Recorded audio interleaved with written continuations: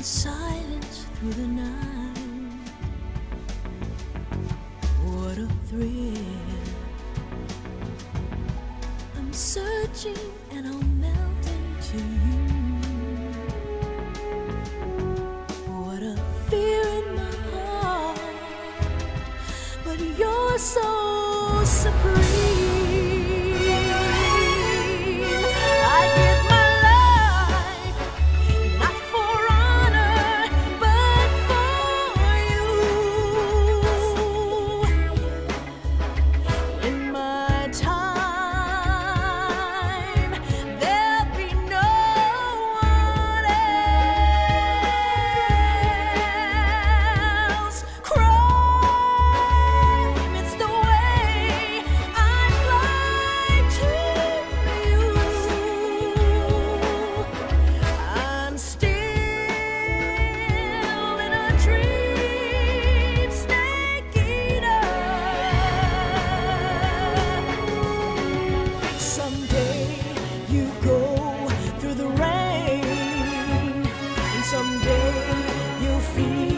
On a tree frog, it's ordeal, the trial to survive.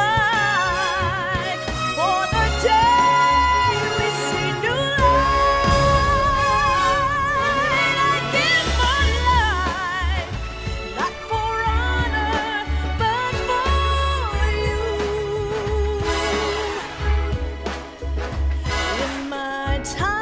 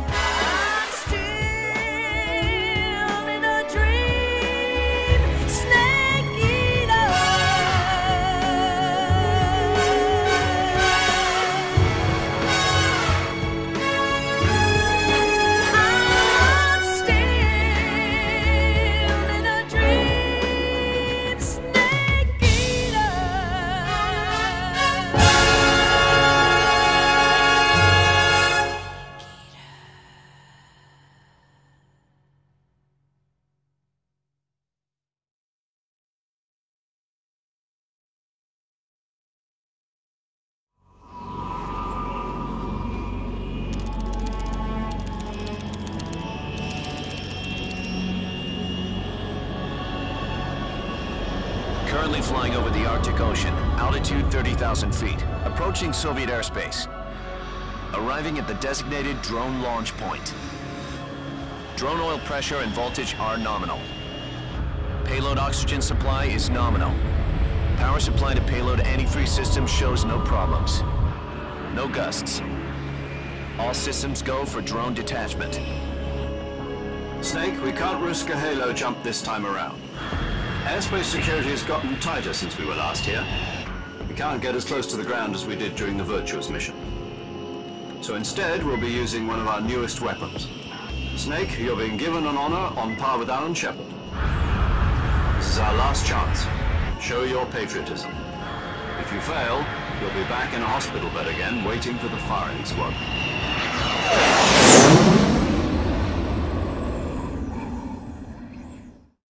So how does it feel to be a patient in one of the most advanced ICUs in the world? Would you do me a favor and tell the suits about visiting hours? I'll never get better with them assaulting me day and night with their questions. Must be part of the top brass's inquiry. More like an interrogation. According to them, I'm a traitor and an accomplice to the boss's defection.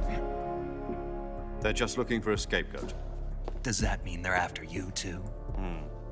Let's just say neither one of us is going to be made a national hero out of this. Does this mean Fox is going to die? No. This fox is still one step ahead of the hounds. The reason I came to see you today, Jack, it's time for Fox to clear its name. What are you talking about? The situation has changed. We've still got a chance to come out of this one alive. Yeah, what kind of chance? Don't get too excited. Here, have a cigar. It's Cuban.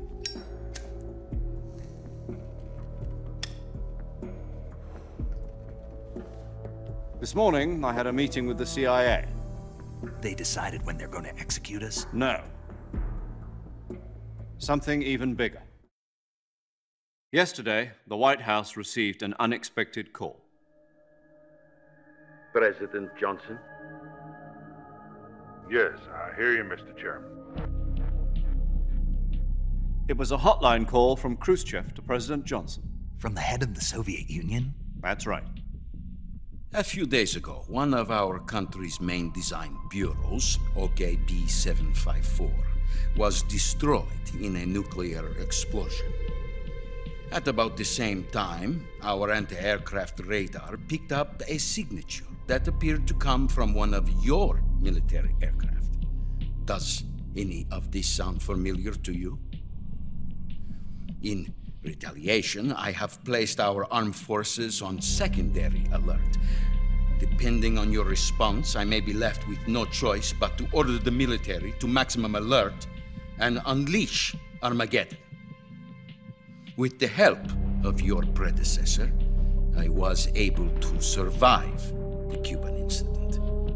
But my power is not as great as it once was. If I am to survive this crisis, I must have your full cooperation. I should have contacted you myself. Did you know that one of our soldiers defected to your country a week ago? No. So you haven't heard then. The man who arranged the defection was a GRU colonel by the name of Yevgeny Borisovich Volgin. Volgin? Of the Brezhnev faction. Go on. Who is the soldier? Her name is the Boss. She's a living legend. During World War II, she was the one who led us to victory in that war. In Russia, you know her as Voyevoda. You mean the Boss? The mother of your special forces? Yes, that's the one. And she took 2 miniature nuclear shells along with her. The Boss took 2 miniature nuclear shells. I'm afraid so. I believe they were a gift for her new hosts. The Davy Crockett Atomic Battle Group delivery system was completed 2 years ago. Serious problems were found with the launcher's range and precision. Although they were mass-produced, they've never been deployed in battle. But Sokolov's research facility was completely wiped out. The whole area is polluted. I can only offer you my deepest condolences over this terrible tragedy. So, the Boss, with Colonel Volgin's help, stole 2 experimental nuclear shells and took them with her as gift when she defected. Then, shortly thereafter, Sokolov's design lab, a top-secret military research facility, was destroyed by one of these weapons. Am I right so far? Yes, that's correct. And the American government denies any involvement in the affair. Is that right as well? That's correct. We were not involved in any way. Then what was a U.S. military aircraft doing on our radar screen? It was clearly in a violation of our airspace. And yet you say it was not acting under your orders. That's correct. You expect me to believe that this was all the work of a single soldier? I don't know what else to tell you. The Army insists that this is all a ploy on your part.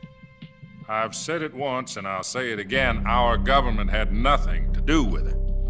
And I would like dearly to believe you. However, I'm afraid my power over the military has weakened since the Cuban incident. I will need some kind of proof that this was not the action of the American government. You have 1 week. You must catch the Boss yourselves and recover the remaining nuclear device. Then, you must find some way to prove your innocence. Prove our innocence? Yes, preferably something painful. Prove to me that this is not merely another one of your tricks. The Boss should be close to Colonel Volgin. How about a little coaction? I would not expect too much if I were you. The political situation here is unstable. And Colonel Volgin is a member of the Brezhnev faction, which seeks to topple my government.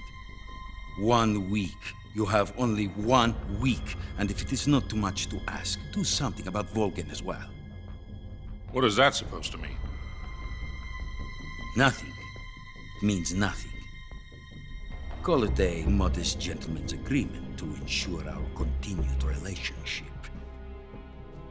What if we can't prove our innocence?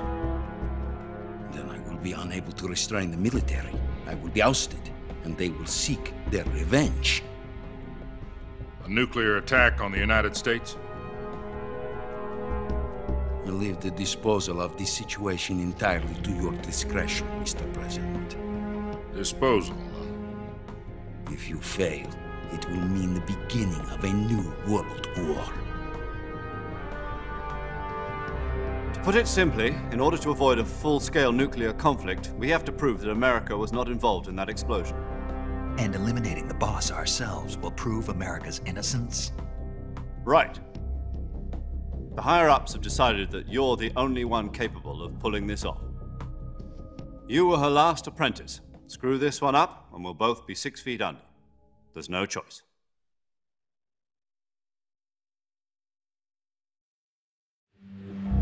Are the Russians going to be helping us? The KGB has promised to lend us one of their communications satellites so that you and I can talk to each other. That's it? They've also put us in touch with a couple of insiders. Insiders?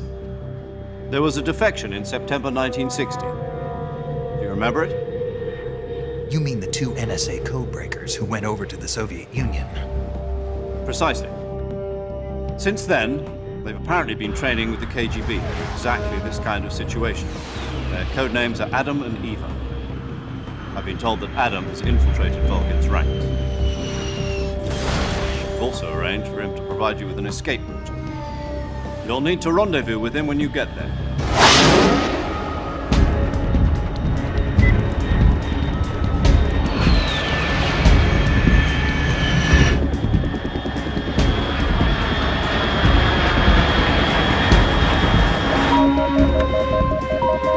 Control. Unidentified aircraft detected. Altitude 30,000 feet.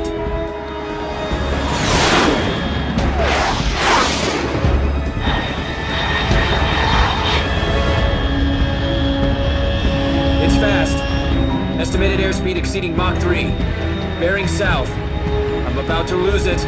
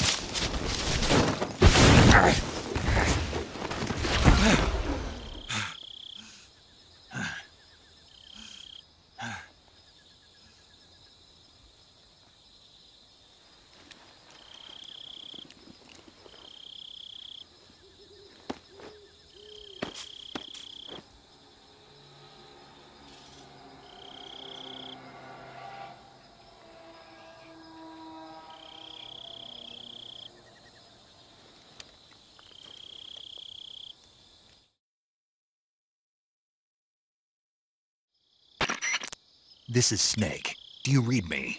Loud and clear. Glad to see you landed safely. I got blown pretty far off target. Snake, let's go over your mission objectives one more time. Rescue Sokolov. Find out what's happened to the Shagohod, then destroy it. And finally, eliminate the boss. Eliminate the boss. This mission will be codenamed Operation Snake Eater. Because I'll be taking on the boss in our Cobra unit, right? Don't forget about Colonel Volgin. I'm not a hired killer. I know, but that was the Kremlin's demand. Demand? You mean it wasn't just a request? What's it to us if the Khrushchev regime is threatened by the Colonel and his faction? If supporting the current regime helps us avoid a nuclear exchange, then that's what we'll do. And what are the CIA's demands? Our priorities are the rescue of Sokolov and the destruction of the Shagohod. Roger that, Major Tom. Hold on, Snake. What now?